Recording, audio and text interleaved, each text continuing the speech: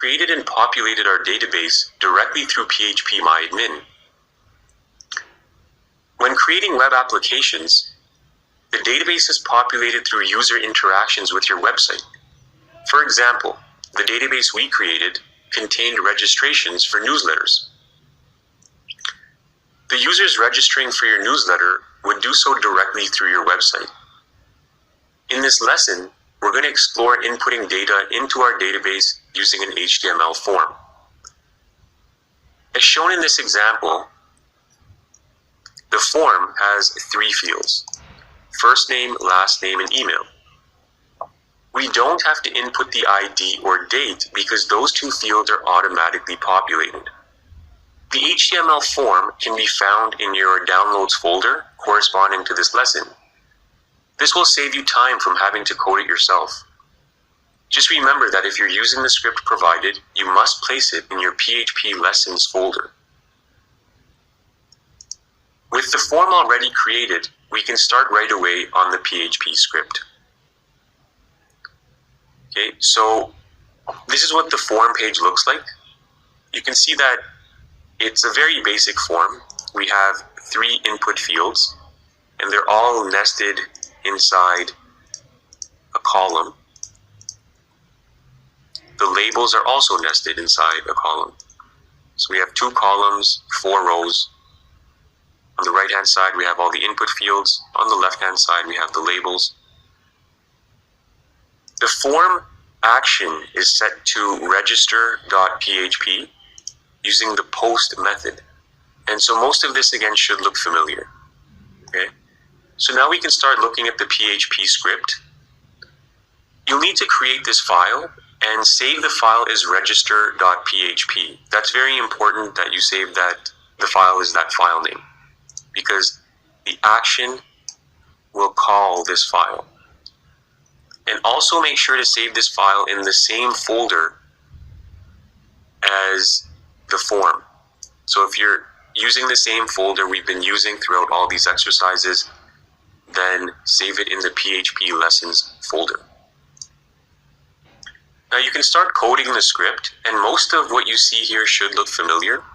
The first bit of code starts with storing the inputted data into corresponding variables using post. So the first input value had the name fname, the second has lname, and the third is email. Okay, so those inputted values are stored in these variables. Fname, lname, and email will contain the information that the user has inputted.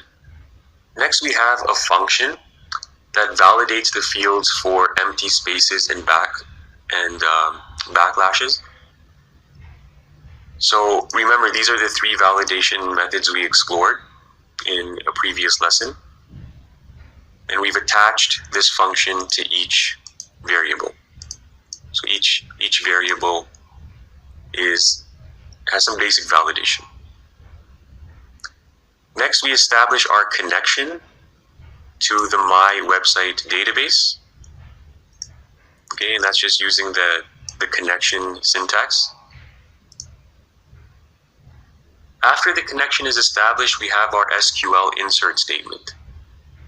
The format of the insert statement starts with specifying the table and the columns that the data will be inputted into.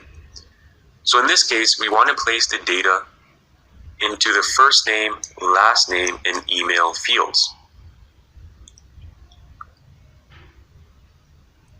Okay, and that's in the users table.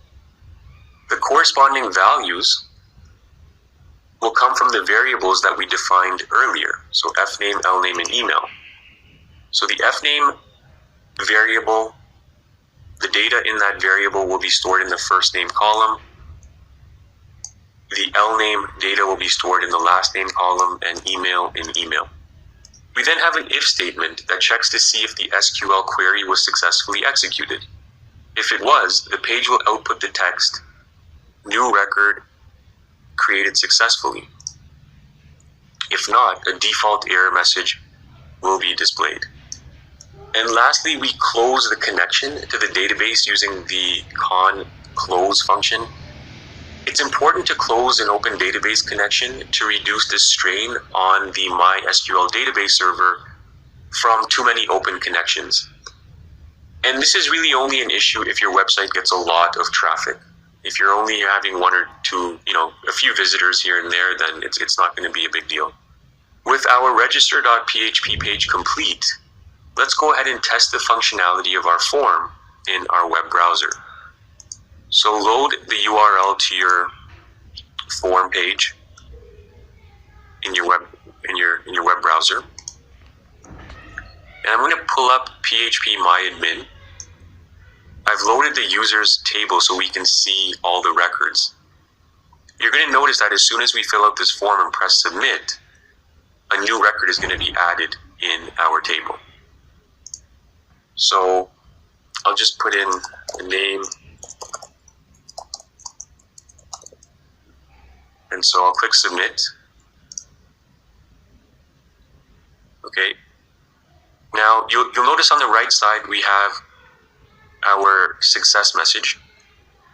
Now refresh your table and you'll see that our record was added to the database right at the end. The ID was automatically created and the date was also automatically recorded.